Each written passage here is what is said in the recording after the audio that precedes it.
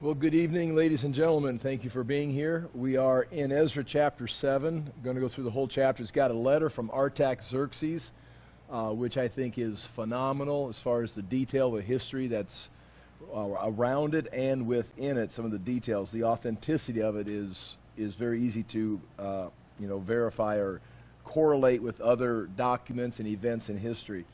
I'm going to go ahead and just read a few verses here to get started, and then we're going to go for some background information here. Remember, the temple was finished in 516. The celebration was 515, where they celebrated the dedication, and the Passover was 515. 57 years has gone by, and now Ezra is going to appear on the scene. And it begins like this. After these things, and that goes all the way back throughout everything that was written there. He's not going right back to the very last year, but the last thing that was written, which was the Passover of 515. After these things, during the reign of Artaxerxes, and you can see Darius was the king in 515. Xerxes has come and gone, had his 20-year reign, and then Artaxerxes comes. Ezra, the son of Shariah, and it gives you a list of all the priest that he was related to. We're going to look at that, going all the way back to Aaron, at the time of the Egyptian Exodus, and identifies him as he was a teacher well-versed in the law of Moses, which the Lord, the God of Israel, had given him. And we're going to talk about that more. But on the page 1 of your notes, this is the year 458 right here. And we've jumped these 57 years, and some things that have taken place I've got written down here, just kind of captures the essence of the age. Number one is, in 499 BC, Lydia rebelled against Darius, but the rebellion was put down. If you look at this right here, you can see the map over here. You've got Babylon, Susa, Ecbatana. And I've got a map on your notes, which you may want to refer to. We'll look at it again later on page 5 at the top. That's just an interesting map right there. I talked about this a few weeks ago. To travel from Susa, you can see, all the way over to past, Carchemish, up into Asia Minor, all the way over to the coast of the Greek coast, or the coast, the Aegean Sea, to Sardis, right in the area of the 7 churches that John is going to write to in Revelation. That was the Persian Royal Road. And this plays a big part, just this image plays a big part in what Ezra is going to be doing as far as traveling with these people and this letter. This is not, when you think about these large empires, especially the Persian Empire, it's not chaos, it's not out of control. It's highly structured, and there's people in different places that are in charge, and there's jurisdiction, and there is law that has to be followed. And on the flip end of it, to disobey, sometimes this is death. But this was from Susa to Sardis, the Aegean Sea.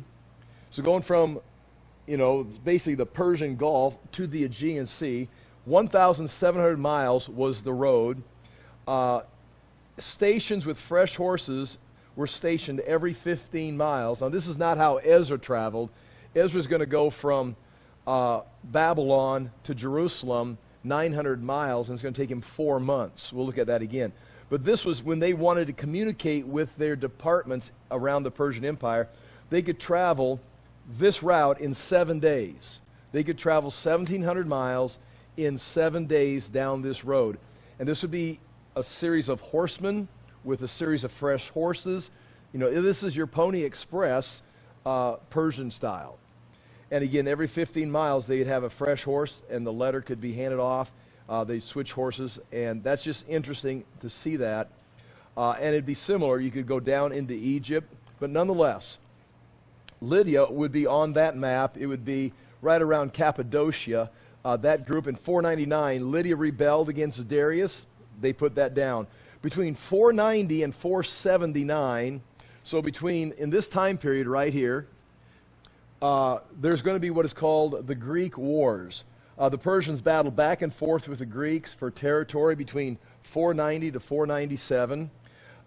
In 485, Darius dies. His son Xerxes begins to rule. So he's going to rule from 485 to 465. It's a 20-year reign. Xerxes is reigning this period right here.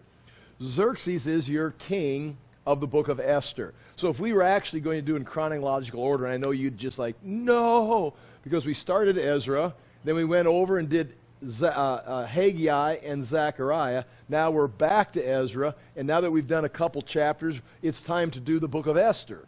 But I know you would like, stop the madness. So just realize, if we want to understand this news chronological order, we need to read Esther. And Ezra, or Xerxes, is going to, at this time, when he begins to rule and reign, he's going to begin to try to, the Greeks are coming across into Asia Minor, and the Persians are expanding into Europe. And so that's the battlefront there, that's the confrontation. Darius fought, they went back and forth. He didn't really make ground. He gained a little bit, they'd lose some. But Xerxes is going to pick up his father's vision of conquering into Greece. And that's what chapter 1 of Esther is all about. He's got all of his military men there. They're showing him all the stuff. Here's our plan. And the people of the land, let's see, I'm going to go down to 480. It'd be after 5 years. Xerxes actually crosses the Hellespont. In other words, he crosses the Aegean Sea with 360,000 soldiers. This is Xerxes, the mighty Persian military, with 700 ships to defeat the Spartans. He defeats them at Thermopylae. Now, this is where you're going to have that movie, 300. The movie 300 is right there.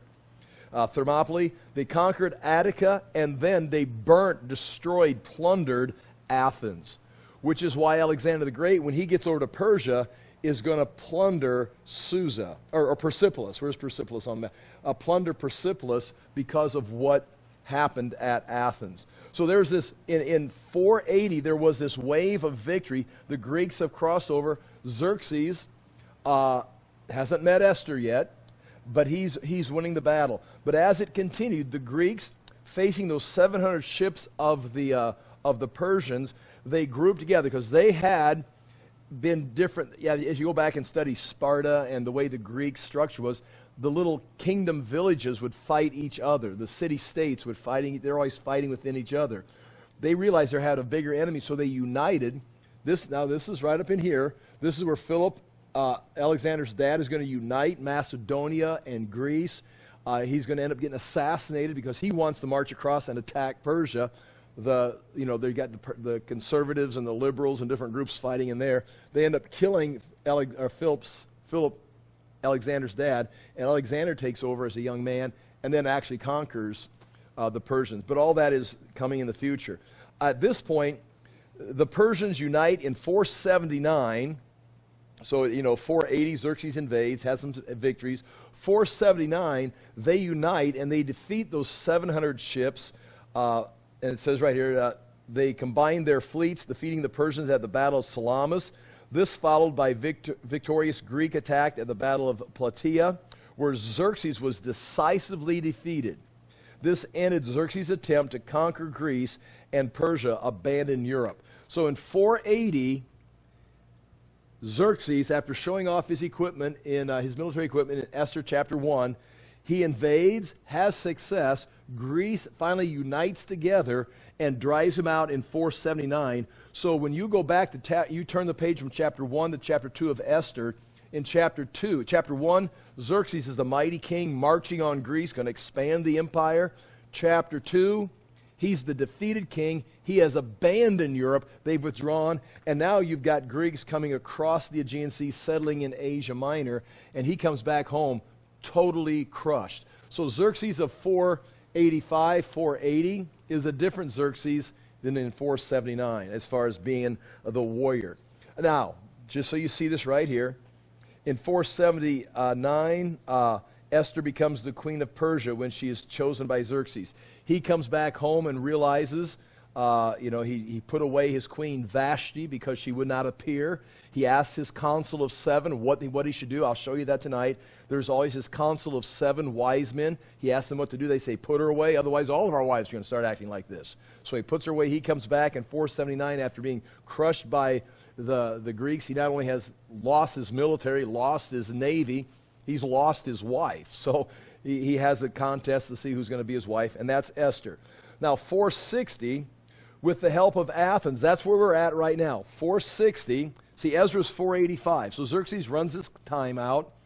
Artaxerxes takes over. And then in 460, right around the time that Artaxerxes is taken early in his reign, look right there, with the 460, with the help of Athens and the Greeks, the Egyptians revolt against Persia. So now, down here in Egypt, now this is important for our story. Down here in Egypt, Cambyses went way down and conquered Egypt. Cyrus started, Cambyses finished it. This is Persian territory. But with the help of the Greeks, who've driven the Persians back out of their territory, Athens has come down and supported Egypt, and Egypt has started a revolt, and by 459, all the Persians are driven out of there. So they've been driven out of Europe. They're now being driven out of Africa, and that's 459. And now that sets the stage here for Ezra. When we read this letter, it's an amazing letter of how much authority, how much power Ezra has. But you understand where he's at. He's going to that land, Judah, which is the buffer zone between Egypt and Syria. It's exactly what's going to end up being the problem after Alexander dies. His generals split up his kingdom. The solutions are going to be in the north. The Ptolemies are going to be in Egypt, and they're going to use Judah as a buffer zone. They're going to war over who's got that because it controls the trade routes. It's that little land bridge. Well, that's going to explain, we're not just reading a Bible story tonight. We are. But Artaxerxes, Xerxes' son, has inherited a kingdom that's lost the west, and now during his reign in his fourth, fifth year, he's losing the south, and it's like, and if it continues, it's just going to, like a cancer, keep eating away at his empire. So Ezra, in a sense, could be seen as a very powerful individual with great authority. Go down there and fix that, solve my border crisis so we don't keep getting eaten away as a cancer. And so, yeah, we've got a Bible story. We've got the restoration of the law of Moses being brought back. We've got someone from the line of Aaron, a priest, coming back for the law of Moses. But we also have Artaxerxes sending someone back that's going to enforce Persian law and have authority. He's going to tell them two things. We're going to see it over and over. You can go back and teach them the law of your God, and you can teach them the law of the Persians. These are your responsibilities. Make sure, and you've got absolute authority with the law of your land, the law of your God, and you've got absolute authority with the Persian government. And in a little capsule in the middle of the Bible, it just sounds like this isolated incident, but in the Persian Empire, it's going to solve the buffer zone. So that's kind of where we're at. 458, Xerxes sends Ezra to Judea to teach, practice, enforce law and order. And I'm going to say it again. He's supposed to teach, he's supposed to practice himself and have the people practice. And if they don't practice it, he is supposed to enforce the law and order. And that law and order includes two things. The Jewish law, according to the traditions of the people, or the law of Moses, which is the law of the God. Now, this is not unique. I'll try to show you as we go through the notes. This is what the Persians did. When they started in 539, 538, Cyrus 538, sending out the decree, sending everybody back, they were sending people back to their lands to rebuild their temples, worship their gods of the countries. That's their vision, different gods in different territories. And so go back, make your gods happy, and whatever the law of your land is, it'd be like saying, whatever your cultural standards are, enforce them. Now, as long as your cultural standards didn't threaten the Persian Empire or violate the Persian law, we can work this together. I mean, you can be a Christian and follow the Constitution. They can fit together. So you can be pro-Christian, pro-Constitution. And that's the way the Persians were. If there's no conflict, there's no problem. In fact, both are important because the last thing we want to do is send you people back to your home country and then you fail to worship your God successfully, and now you're part of my empire. Now the gods are mad. You've got chaos. You don't have law and order. And now we've got not just a revolt in Lydia or losing the West, a revolt in Egypt. Now we've got revolts taking place throughout the empire. So they saw, which is not amazing if it's the 1950s, 60s, 70s, they want law and order decently, everybody in a straight row, stopping at the stop signs, following the laws of the land. They don't want just chaos and breakdown of homes and structure and all the traditional values. They want, if there's a traditional value, that's the strength of our society. We're in an age where we want to break down the traditions and have something new and progressive. The ancient kingdoms, they were like, no, we do not want progressive. We want the way it was for all these generations. That's what got us here. Don't change this. And again, he was willing to accept different cultures, but make sure you do what is foundational. And that's the first thing, point J1. Here's what it says in Ezra chapter 7, verse 23. Whatever is decreed by the God of heaven, Artaxerxes writes, let it be done in full for the house of the God of heaven, lest his wrath be against the realm of the king and his sons. And Artaxerxes is going to have 18 sons. The second thing was the Persian law, which was the law of Artaxerxes. And here it is in Ezra 7, verse 26. Whoever will not obey the law of your God and the law of the king, so in other words, will not obey the law of your God or the law of Artaxerxes, the law of Yahweh, the law of Artaxerxes, this is Artaxerxes' words, let judgment be strictly executed on. Now, this is not passive. We're going to stand by and let God bring judgment. This is a command. This is a written document for Ezra. You, my friend, are responsible to teach them, practice it, and then enforce it. And if they don't, let judgment be strictly executed on him, whether for death or for banishment or for confiscation of his goods or for imprisonment. So Ezra, this is what he's telling him in this letter. Ezra, you're going back to Judah. You've got two responsibilities. The law of your fathers. And again, that would be for any country that was there, whatever your traditions are. In this case, it's the law of Moses, which is amazing, like I said last week, that they can appeal to the law of their fathers, an ancient law. What is the law of your land? Well, we've got it right here. It's the first 5 books of the Bible. It's the law of Moses. They had it. Artaxerxes says, well, then take it back and enforce it. And then also enforce my laws. Now, if someone doesn't follow your laws, the law of your God, or they do not follow my laws, Ezra, you can start with imprisonment. You can go to confiscation of their property. You can banish them out of the empire, or if need be, you can kill them. But whatever, get over there and make sure you teach and practice and enforce the law of your God and the law of the land, the law of the Persians. That's amazing stuff. It's like John Calvin in Geneva. Okay, cheap shot, but nonetheless. Okay, point 3 there, in the land of Judea, these 57 years would include, some of those things have been hostility. We looked at that last week. There's been immoral interaction. When he goes back here and finds these people, so we're talking about an empire, but we're also talking, obviously, about the Jews in Judea. They've slipped from those great days of the temple opening. They've dropped into immorality. They've dropped into compromise. They don't know the law. Not everybody's got a scroll or a Bible. It's got to be taught to them. And they've been, again, oppressed by the people of the land. We have not forgot about the people of the land. So, chapter 7, verse 1 through 5, I'm going to read through this list of priests once again. It's interesting for a couple reasons. One, it's Ezra claiming his authority to be a priest. I've got on the page here, page 2, chapter 7, verse 1 through 5.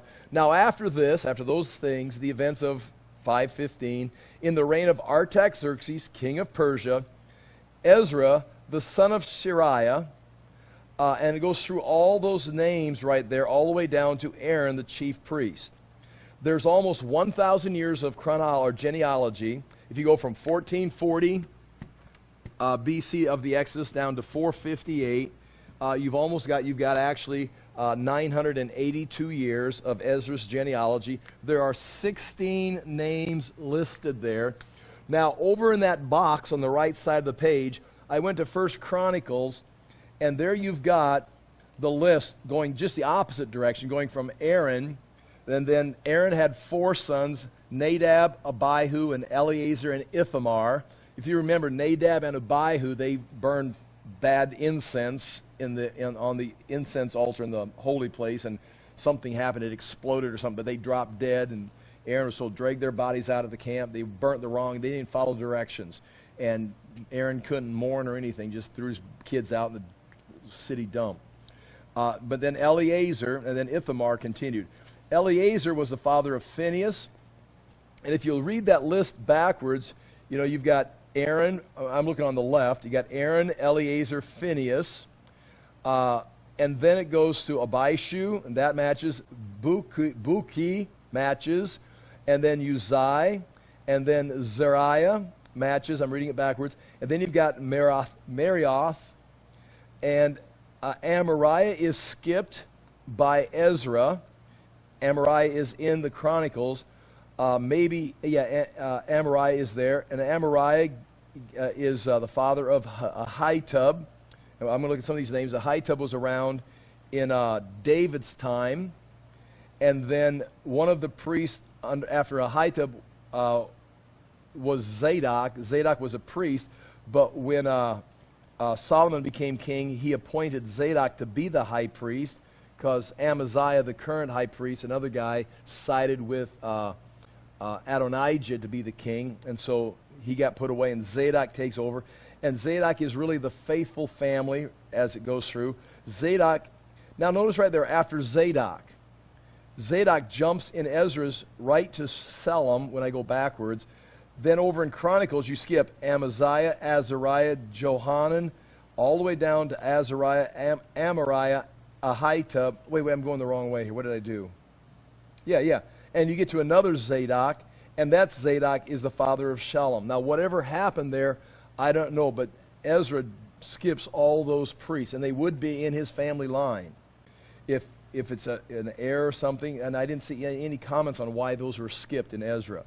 But nonetheless, that continues to Shalom, and then Hilkiah, and he's going to work with Josiah, Azariah, and then Azariah is the father of Shariah. Now, Shariah, we'll talk about it again, is going to be killed by Nebuchadnezzar.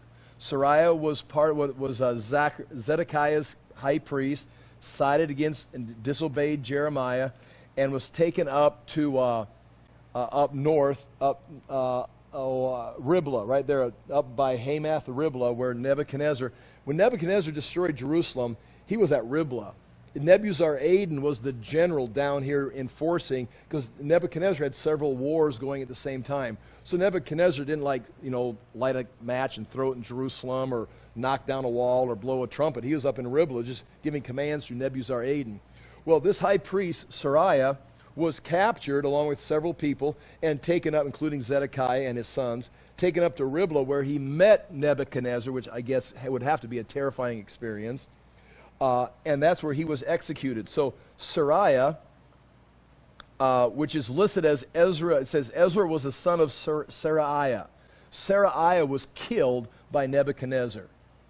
But if you go down into Chronicles, Seraiah was the father of Jozadak, and Jozadak, it says in Chronicles, was deported when the Lord sent Judah and Jerusalem into exile by the hand of Nebuchadnezzar. So Jozadak, his father was executed, but Jozadak was taken into captivity. Now, in captivity, you know this. You know the name Jozadak because Jozadak is going to have a son in Babylon while he's in captivity. His name is Joshua. And Joshua is going to be coming back in 538 with Zerubbabel. Joshua, the high priest, is the son of Jozadak, whose father was Sarai, who got killed. So Joshua, the high priest with Zechariah, or Zerubbabel, in 538 all the way up to 520, where these guys are prophesying, Haggai, Zechariah is talking to him. His father was taken out of Jerusalem into captivity as a young man. His grandfather was killed by Nebuchadnezzar up at Riblah as one of the rebels. So he comes back. Now what's interesting is Sariah is the father of Jozadak, who's the father of Joshua, who came back. But you go over to Ezra's line, they've got the same, if you would say Jozadak, his father was Sariah. Well, Ezra is the son of Sariah also.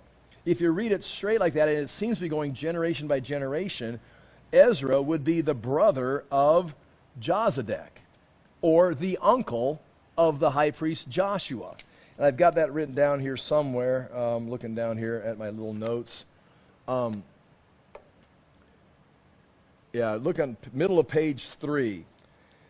Ezra 7:1 says, Ezra was the son of Shariah. What does this mean? Options are, Ezra was born in Jerusalem, the son of executed high priest Shariah, and his younger brother, and was the younger brother of Jozadak, the one that was taken into captivity. Or Ezra's mother may have been pregnant when Ezra was, before he was born, was taken into captivity. So when his father was being executed, his mom, who was pregnant, was being taken into captivity, which would make him the brother of Jozadak and the uncle of Joshua. And in 458, Ezra's 128 years old. Okay, I mean, that's, if you read the, I mean, I'd be like, that's kind of old, especially doing what Ezra's doing. The other option, or two options, I don't have an answer for this. Ezra was the grandson or great-grandson of Sariah, and his father's name, a brother of Jozadak, is left out. Ezra would then be a cousin of Joshua, high priest. So in other words, he just skips his father, who's a no-name in Babylonian captivity, and just goes from his grandfather right to his name, which means there's a brother of Jozadak missing, and that makes Joshua the high priest during all this time the cousin of Ezra who shows up. Some way they're related. The other point is Ezra's father, Sarai, is not the same person. So you got two Sarais, you just got two different people. One of them was executed. The other one was possibly named in Babylonian captivity after his executed grandfather, which would make Joshua's brother is Sariah. So the high priest has a brother named Sariah, which Jozadak named after his father. Now, Sariah has a son named Ezra, which would then make Ezra Joshua's nephew. Now, you look at that and go, we came out on a Tuesday night to hear this ridiculous stuff. Well, I spent all day and last week trying to figure it out, so deal with it.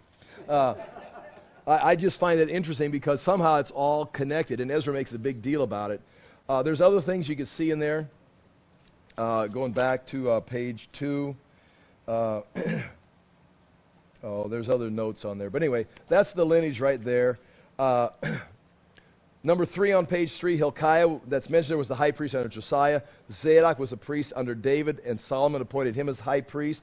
The Zadok line that goes through Ezra became the Sadducees. This Zadok line that goes up, they became high priest in Solomon's day. Zadok was just a priest under David, but when the high priest that was under David sided with Adonijah, Abiathar, he was exiled by Solomon, and the high priesthood was given to Zadok. This Zadok, his lineage goes through Ezra all the way up until 171 BC, when it's replaced by the Seleucids, giving it to someone outside the line and ending the priesthood. They killed the last high priest, and they just replaced someone from a normal tribe, and that's now the beginning of the Maccabean revolt because the Seleucids are coming in. These guys, they continued as a family, but they never had the priesthood again. They separated and became the Sadducees. That's where the name comes from. Zadok comes to become Sadducees. From there, a group broke off and went to the Qumran community with the intention of keeping the priestly line pure and restoring the priesthood to Zadok. And so when you go to the Dead Sea Scrolls, those are descendants that were eliminated from the priesthood, come up through the Sadducees, go to the Qumran community, and are waiting for the Messiah, waiting for the restoration, waiting for Zadok to continue the priesthood. So that kind of ties you all the way back to the New Testament up through Ezra. Okay, enough of that. Turn the page, and we are on page 4. Ezra is going to be called a scribe, and this is important. The scribe is going to be a secretary, and he's very skilled. He can write, he can read, he knows multiple languages, and he's going to be appointed an official position by Artaxerxes as being in charge of this area.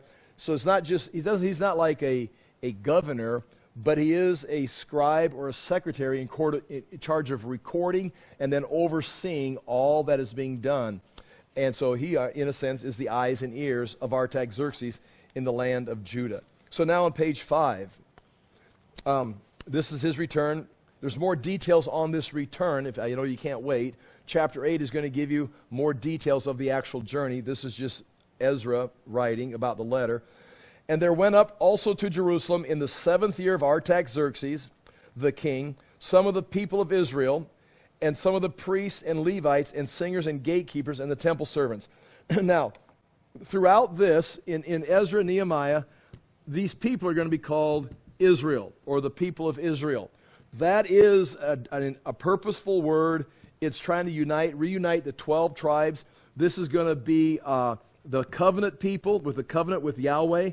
They're going to be the ones, they have the theology, and this is going to be the people that they're going to. Now, they're going to the land of Judah. The people are never called the people of Judah in the sense of a single tribe. But because it is in the land of Judah, Judah is going to become a geography or a political term for the location. It's more of, this is the location. They are living in Judah. It's the people of Israel. This again has got theology, covenant. It's the united 12 tribes, but they're living in the province of Judea. Even coins. They have Persian coins with the province of Judea stamped on it and their symbol. And so as you read this, you'll see Israel, Judah. When you see Israel, they're talking about the people. When it talks about Judah, it's not talking about the tribe of Judah. It's talking about the land of Judea, which is a province that Ezra is going to be in charge of and more. And they send the singers and the gatekeepers. And all these singers and gatekeepers, the gatekeepers would be the Levites that are going to protect the gates. The singers would be people that were set in place by David, the courses of the priests, the courses of the singers. And there'll be a rotation system. The priest will come in, serve 2 weeks, rotate out, serve 2 weeks. You don't just punch in every day. You go to the temple every day. There are so many that you've only got a 2-week period, and you have a rotation of singers, a rotation of Levites, rotation of priests. They live out throughout the land, but they rotate in. And you can see that taking place with John the Baptist's father when it was his turn to serve, and then by lot he was chosen to go in and do something not everybody got to do, and that was burn incense on the altar in the holy place. And Ezra came to Jerusalem in the 5th month, which was the 7th year of the king. For the first day of the 1st month he began to go up from Babylonia, and on the 1st day of the 5th month he came to Jerusalem, for the good hand of God was on him. Again, that's giving God the credit, God the grace that he made this journey. He's going to travel without an armed escort. We're going to see in chapter 8 that he's going to say, because he was so confident of his God and so explained to Artaxerxes what was going on, he then was kind of afraid or ashamed to go to Artaxerxes. He says, yeah, but we're going to need an armed guard because we're afraid. It's like, he said, I was so confident that God wanted us to go back, and Artaxerxes is like, well, let's go get it done. Well, can I have some military protection? He says, I couldn't ask for that. We just had to do it on our own without a military escort. Now, Nehemiah, when Nehemiah is going to come by in 445, 446, 445 is when he's going to leave, he's going to come with a military guard. He's going to come with forces, which is another story. For Ezra had set in his heart to study the law of the Lord and do it and teach his statutes and the rules to Israel. So 3 things. He's studying, he's practicing, and he's teaching it. Artaxerxes asked him to go one step further. Now enforce it. And again, like I said, we're going to get into this book, and there's going to be some things that are going to be fairly amazing. Some details on what I just read. The journey from Babylon to Jerusalem's 500 miles, but they went up the Euphrates River and then turned and came down the coast, 900-mile journey. It's going to take 4 months. You got the dates that they're leaving on. They're leaving on April 8th and arriving on August 4th. It was 119 days, but you're also got to consider, we're going to see it in Ezra chapter 8, verse 21 and 8, verse 31, maybe next week. Oh, no class next week. No class next week. We did decide we will have class next Monday. Next Sunday and Monday we'll have class, but no class next week, 4th of July, so no class next week. But when we get to Ezra chapter 28, verse 21, they're going to all be assembled and ready to go. But before they go, they're going to take 11 days and pray and fast before they begin the journey. And they're going to leave on chapter 8, verse 31. So it's 119 days, but the first 11 days, they spent praying and fasting. Okay, turn the page. Ezra chapter 7, verse 11 through 26. This begins the letter of Artaxerxes, and it includes Ezra's commission and the documents. So he's got his commission, this is what I want you to do, but within there are going to be documents for the provision for traveling. We're going to see, and it's documented throughout the ancient world. I'll try to show you some examples. The king could write a letter and give someone permission and even some credits, if you would, like cash or some kind of credit, and they could travel and go from station to station, buy what they needed, and spend the king's money with some kind of credit system. Ezra's going to be included on this. Here's your paperwork, and here's your credit for your expenses. This is what you can buy when you get there, and they've got to give it to you because it's my stuff, and this is my credits. They've got to exchange it for you. It's kind of like having the king's credit card, in a sense. And here's the copy of the letter that King Artaxerxes gave to Ezra the priest, the scribe, a man learned in matters of the commandments of the Lord and the statutes of Israel. So he's a priest, a scribe, but he also knows the law of the Lord. Artaxerxes is also going to say, and you also know the law of the land. Now, this is interesting if you don't mind. In Daniel chapter 9, verses 24 through 27, you remember the idea that there's going to be 490 years or 77s. You remember that account? We could read it, 77s. So there's 490 weeks or years. Then it says there's going to be 62 sevens and another 7, which equals 69 sevens, which is 483 years.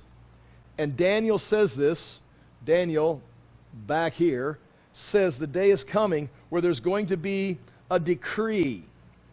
There's going to be something official.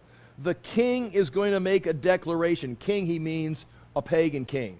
Is going to make a declaration to start this countdown. Then after 483 clicks go by, you're going to have the Christ is going to come. The prince will arrive.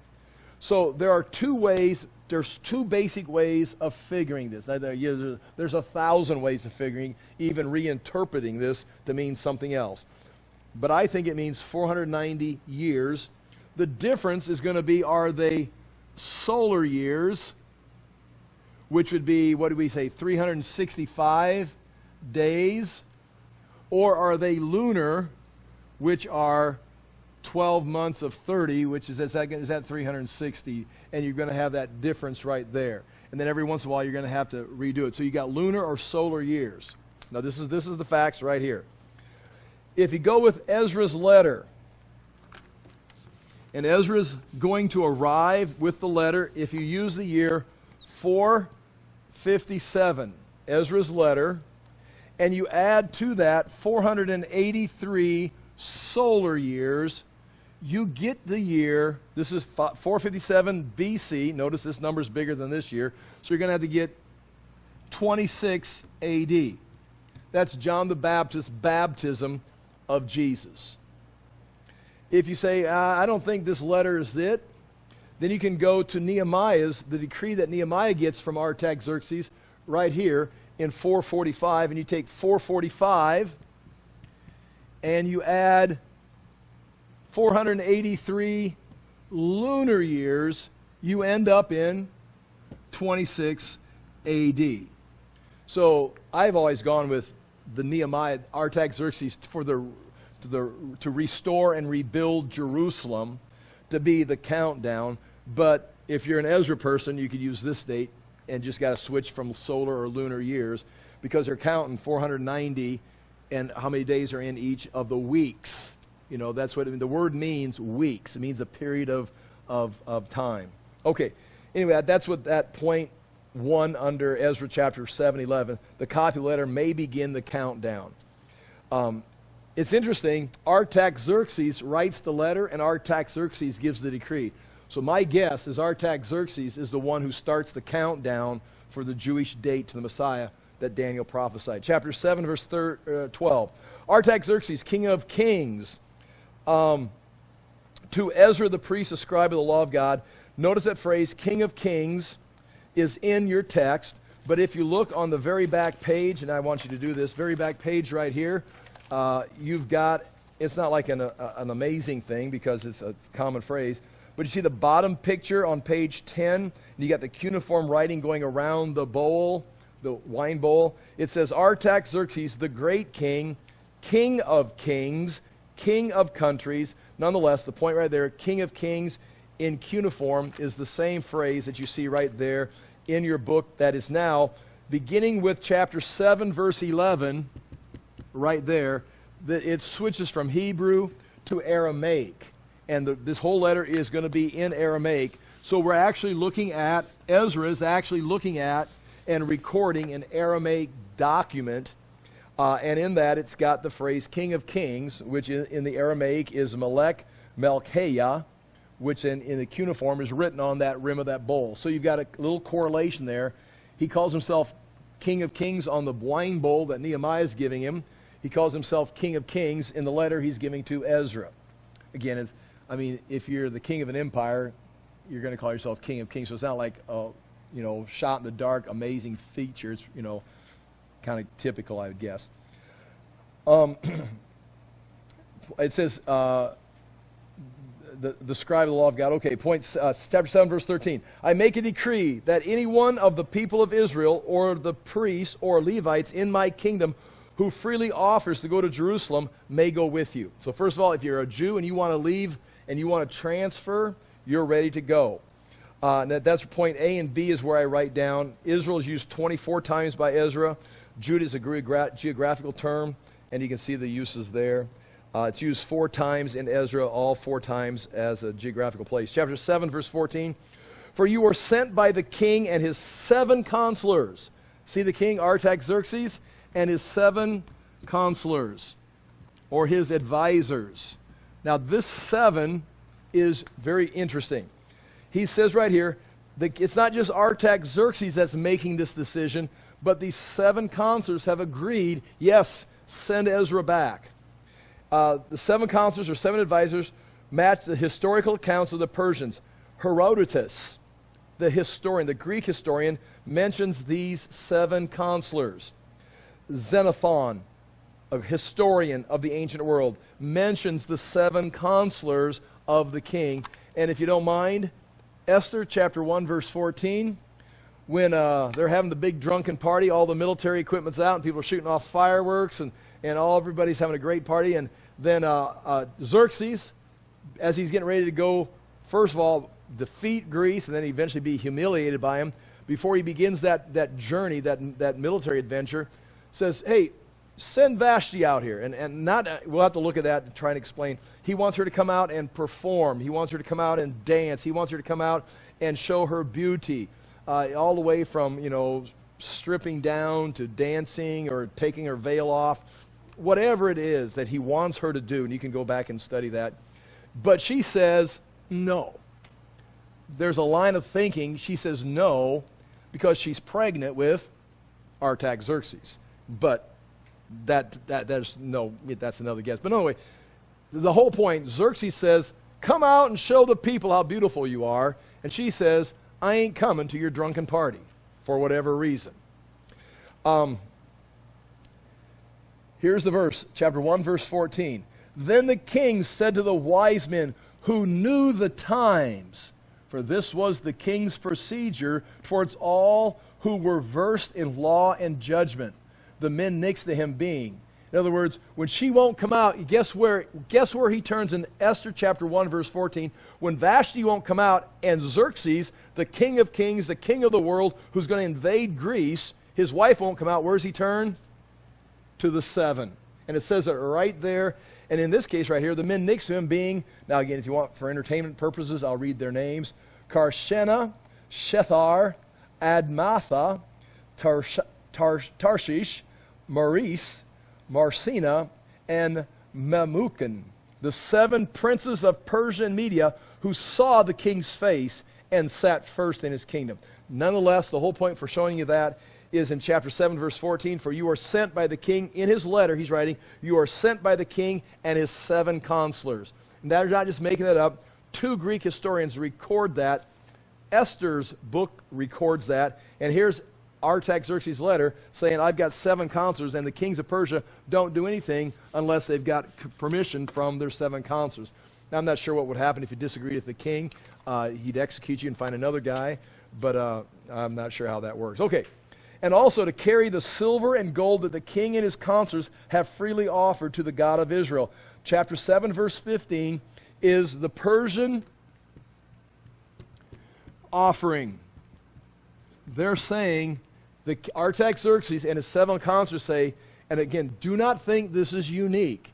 Like, oh, they all became Christians, or they all became Jews. They're doing this for everybody who's going back and says, we've got a God. Well, we want you to have a temple, find the foundation stones, build in the right place, follow your traditions. If you can't remember them, get a group of people together and write and codify them. They're going to be big in codifying. I'll show you some examples of codifying the laws of the ancient cultures. So you start doing and living right. We're about there. Our world's about there where it's like, okay, stop the madness. Where's Artaxerxes? Okay, codify the laws. Stop the madness.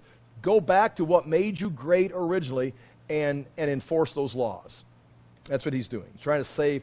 They've gone through the Babylonian, the Persians. They all are the Assyrians and the Persians. And both the Assyrians and the Babylonians, both of them ended in drunken parties of just chaos. And the Persians come in and go, okay, that's not us. Go back and reestablish law and order. We're about that place in our country right now, or our world. Nonetheless, these guys, all the silver, gold that the king and his counselors have freely offered to the God of Israel, whose dwelling is in Jerusalem. So Ezra's going to be taking back the king's offering. With all the silver and gold that you shall find in the whole province of Babylonia, and with free will offerings of the people and the priests vowed willingly for the house of their God that is in Jerusalem. So he says, you're going to be taking back my offerings. You're going to be taking back any free will offerings that your people want to send back to your temple. In other words, they're going to be going back. Now here's what he is right here. With this money, then you shall with all diligence buy bulls, rams, lambs, and their grain offerings, and their drink offerings, and you shall offer them on the altar of the house of your God that is in Jerusalem. So again, some people, scholars will say, well, this sounds so Jewish, like he knows the Jewish law, the bulls, the rams, the drink offerings. A lot of it's typical of the cultures, but also understand he's writing this under the oversight of Ezra. Ezra has probably wrote him a draft letter. This is what I'll need. Nehemiah is going to do the same thing. Well, what do you need? Nehemiah says it. Okay, well, there you go. There you go. Turn in your requisition form. I'll sign it. And you go pick it up. And so the fact that this is Jewish sounding shouldn't, it's Artaxerxes' letter, obviously written for Ezra. But all these things right here they're going to be bringing these all back and offering them. I've got this written down. This is right there on the picture there. I copied that off the internet. These are papyrus documents from Elephantine in Egypt. It's going to be further south down here. Some of the Jews fled, as you know, with Jeremiah to Egypt. They ended up settling down there, having a Jewish community, building some kind of a temple. They got an ark of their own. Some people think the original ark's down there, but they had their own community. This is an actual piece of papyri written to those people by Darius II. He's coming, 423. Darius right in here. 423 to 404, saying the same thing to the Jews down here in Egypt. And basically what it says is, the Passover papyrus ordering the Jews to keep the Feast of Unleavened Bread, and when he authorized them to rebuild the temple, he wrote, let meal offering, incense, and burnt offerings be offered upon your altar of God, Yahu, in your name. So in other words, Darius even is going way down into Egypt and worshiping Yahweh down in Egypt. And that's a piece of papyri that says something very similar. Whatever seems good to you, your brothers, to do with the rest of the silver and gold, you may do according to the will of your God. You're not going to spend it all, but all that money I'm sending is going to go into your temple. So Artaxerxes is, he's making a decree, it would appear, that's going to start the countdown for the Messiah's appearance in 26 AD, but he's also sending goodwill offerings to the temple. Chapter 7, verse 19, the vessels that have been given you for the service of the house of your God, you shall deliver before the God of Jerusalem. Some of these may be the ones they're bringing back that were taken by the Babylonians, but again, those already went in 537. These may be just additional gift offerings.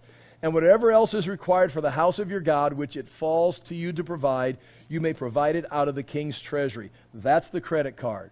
Meaning, there's going to, whatever you, when you get there, these are the things I'm sending with you, and here's a credit card, and there's places to buy it. Just, my card's good at these different locations. Buy it and offer it to your God. Chapter 7, verse 21. Now, that's again describing his mission. Chapter 7, verse 21, and I, Artaxerxes the king, make a decree. And see when it says, I make a decree? That could be the beginning of the countdown. That'd be a good place to start. Make a decree to all the treasurers in the province beyond the river. So all my officials, personal officials on this side of the Euphrates, I make this decree. Whatever Ezra the priest, the scribe of the law of God of heaven, requires of you, let it be done with all diligence. In other words, if Ezra comes to you and shows you this letter and says, I need it, then you give it to him. And he's talking about all the treasure. Now, that was similar to what these guys said, Cyrus had said, but it was neglected, and there's no follow-up on it. Ezra is going to follow up on it. This part of the letter addresses the Trans-Euphrates authorities. Point 2, listen to this. 3,000 travel texts from the Persian capital over here of Persepolis still exist today. There's 3,000 travel texts like this that have been found that record these travel ration texts, report the daily operations of a detailed and developed travel system that included transportation, communication, and the ability to exchange credits for value. And that's why I showed you that original road, that 1,700-mile road going all the way across the empire. And so right here is buying in. And there's 3,000 today. Well, this isn't even possible. They've got 3,000 documents that's showing this is exactly what they're doing, like just leftover receipts and things. Okay, chapter 7, verse 22. Up to, how much is this credit card? There's a limit on the credit card. Up to 100 talents of silver, 100 cores of wheat, 100 baths of wine, 100 baths of oil, and salt without prescribing how much? Unlimited salt. Now, what is this for? Is this for them to eat? No, this is for them to take and offer in their temple. This is the king preparing his offering. And here's 100 talents of silver. Here you can do this. We have what we call a decimal system. Decimal, did I spell that right? Decimal 10. They have a sexamal. Did I spell that right? Sexamal system based on sexagesimal, whatever, based on 60. And I've got it written down there. Should I erase this so I don't have something written on the board incorrectly? But you can see it right there. They're all based on 60, coming out of the Assyrian Babylonian Empire. And 1 talent is equal to 60 minas, and 60 minas are equal to 3,600 shekels. And that's how that all works right there. And this would be a talent. They've got, 1 talent, it weighs 75 pounds. They've got 100 of these, so you take that times 100, they've got 3.75 ton of silver. The credit card includes 3.75, 3 3/4 ton of silver. That's how much you're going to need. I did just plugged it into a little website on while I was studying today and cut and pasted right there. 3.7 ton, you see that? A unit of silver in the U.S. right now today is $2,497,031, something like that. And I just did that real quick on the internet. Also, a bath is 6 gallons of oil, and the oil would be used and the wine would be used for the drink offerings or mixing with the meal offerings. And then the donkey, a core is a donkey load, which is 6.5 bushels, or about 6,550 bushels. And all of that is going to be meal offerings, or oil and wine to mix in or pour out. And then the silver, you can buy the bulls, whatever you're going to need to do, you'll be able to buy that. And that's what he's sending back just to offer in the temple. Now, right there, you can see how becoming a priest could be a little corrupting, because you've got all the kings sending you 1.75 ton of silver. Yeah, you're supposed to spend it on the temple. Okay, I'll spend it on the temple. It's like, who's doing the oversight? I mean, there could be corruption. You're going to get in the New Testament, you're going to see great corruption. Jesus is going to turn the tables over and condemn it. Okay, chapter 7, verse 23. Whatever is decreed by God of heaven, let it be done. In other words, whatever his law says you're supposed to do, let it be done in full of the house of the God of heaven, lest his wrath be against the realm of the king and his sons. Now again, some commentators say he's concerned about the wrath coming out of Egypt. Because remember, at this time, there's no Persians in Egypt. The Persians have been driven out. They fled Egypt, and the closest they can get is Judea, and the wilderness right down there. And so he maybe is trying to build a buffer zone. That's when Ezra comes, hey, can I go back? Yes, go back and build me a buffer zone and make that God happy because I'm losing territory. That may have, that would be within that 12, that's the same 12, the same year. That's all taking place. We also notify you that it shall not be lawful to impose tribute, custom, or toll. So beginning right here in chapter 7, verse 21, he's writing these officials on this side of the Euphrates, how much they can spend, how much you got to give them. And also, when they get all settled in, understand, I tell you, you can't charge these priests anything. You can't tax them. You can't have some kind of customs. We also notify that it shall not be lawful to impose tribute, custom, or toll on any one of the priests, the Levites, the singers, the doorkeepers, the temple servants, and other servants of this house of God. So they have their tax exemption right there. And you can just see Ezra getting involved in this letter. But again, it's typical. I can show you other places the Persians did the same thing. Or Antiochus III, one of the Seleucid leaders. He did the same thing, exempt the priests from paying taxes. Now, chapter 7, verse 25, we switch subjects or topics here, and we now speak to Ezra. And you, Ezra, see, first of all, he gives them the purpose. Then he talks to the officials over here, and there may have been other paperwork going with this. There may have been now, when they get there, hand them this document. There may have been more details, like a purchase order or something. We don't have that, and that's an assumption. But then in the letter, he's giving, for public reading, he's telling Ezra what to do. So this would be something that Ezra could be passing around. There may be other documentations with it. So when you read the public letter, here's the details that go to someone privately. There may have been more that Ezra had privately from the king, but this is what he puts in this public letter. And you, Ezra, according to the wisdom of your God that is in your hand, he's supposed to appoint magistrates and judges. Now, and notice where he's doing this. This is hard to understand, hard to believe.